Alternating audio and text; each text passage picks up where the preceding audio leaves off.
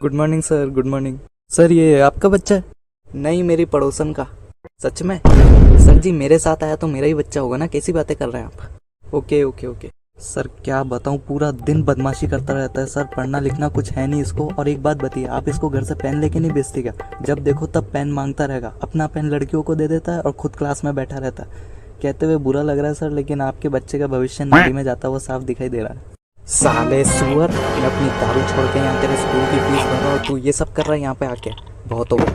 कल से तू स्कूल नहीं जाएगा, कल से तू जाएगा खेती पे, और अगर वहाँ काम चोरी करी तो ऐसा हंटर चटकाऊंगा गांड पे, पूरी जिंदगी भर याद रखेगा। तो आप इसके फादर नहीं हो? जी वो किसी काम से बाहर गए इसलिए उनकी जगह मैं आया हूँ। अच्छा, क्या नाम है इनका? फूफा जी।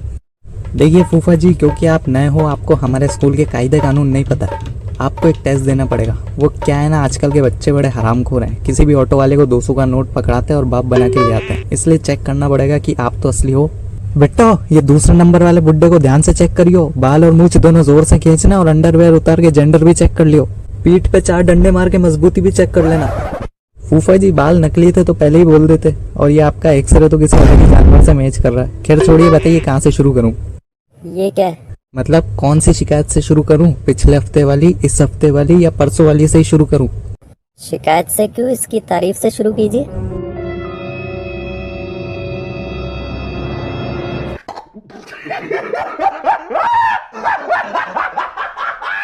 मेरी शक्ल पे चूतिया लिखा है क्या फूफा जी?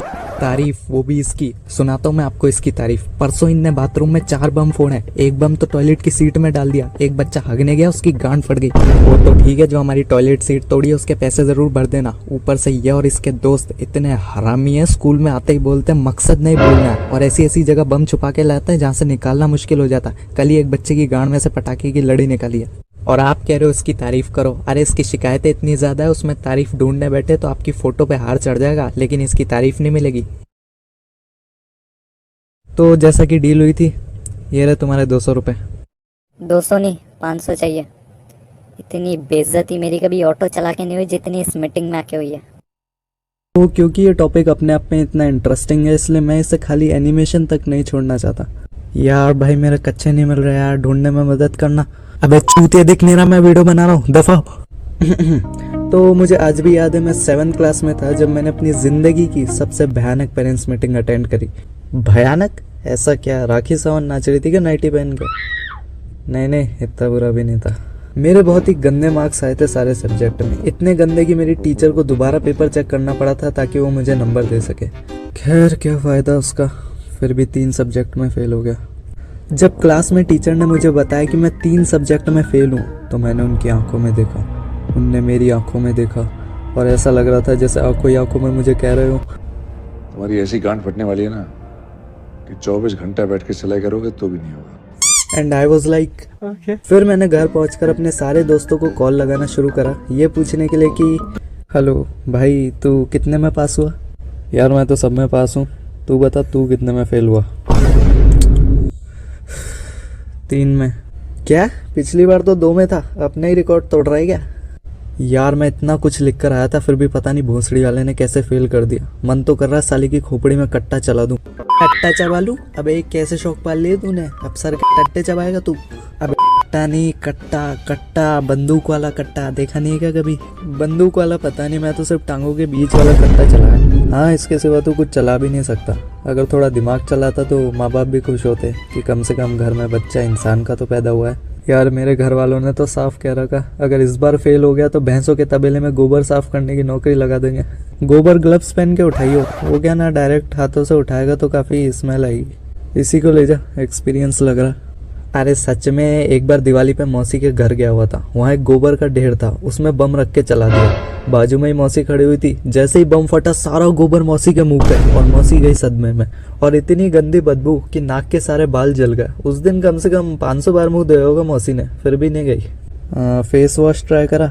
अरे फेस वॉश, पेट्रोल, डीजल सब ट्राई करा, कुछ नहीं हुआ। अरे यार तुम्हारी ये बकवास खत्म हो गई हो तो थोड़ी काम की बात कर ले।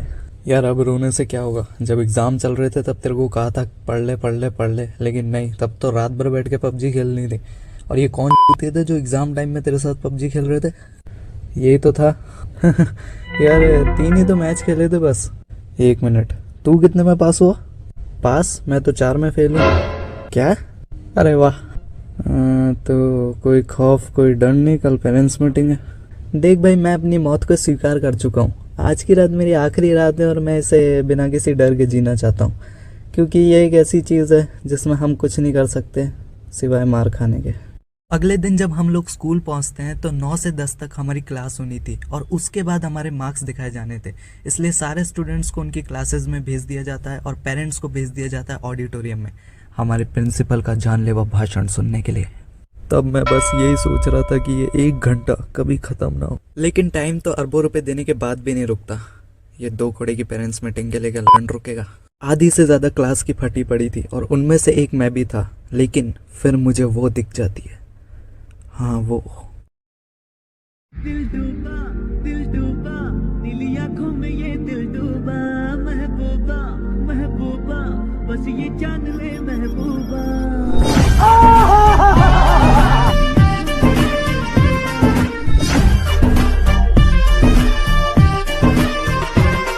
दिल डूबा, ये सब क्या देखना पड़ रहा है? अच्छा बात नहीं। तो ऐसे ही बकवास करते करते 10 बज जाती है और फिर बारी आती है हमारे मार्क्स दिखाने की। शायद मैंने तुम्हें बताया नहीं, लेकिन हमारी एक एसएसटी की टीचर हुआ करती थी जो कि बहुत ही ज्यादा खूसट बुढ़िया थी। सच में अगर इसके पास कोई बच्चा पढ़ने के लिए जाता था तो ये उसे ऐसे ट्रीट करती थी जैसे किसी सुअर के बच्चे को ट्रीट करती। एंड ड्यूरिंग द मीटिंग एक सरप्राइजिंग चीज हुई। मेरा एक फ्रेंड अपनी दादी को पेरेंट्स मीटिंग में लिया। आई नो तुम सोचोगे इसमें कौन सी बड़ी बात है।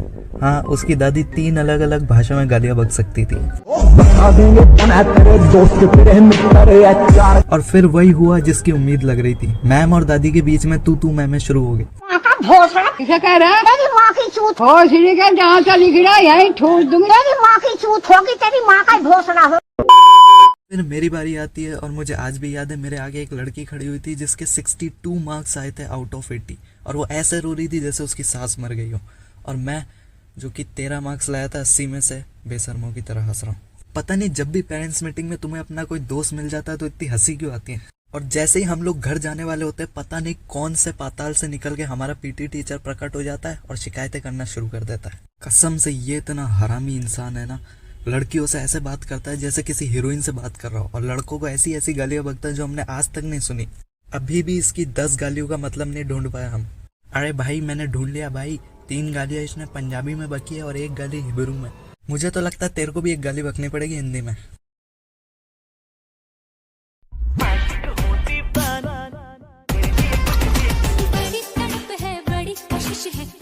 हे गाइस, अगर तुम्हें ये वीडियो थोड़ी भी पसंद आई है तो प्लीज़ वीडियो को लाइक कर दो और चैनल को सब्सक्राइब कर लो।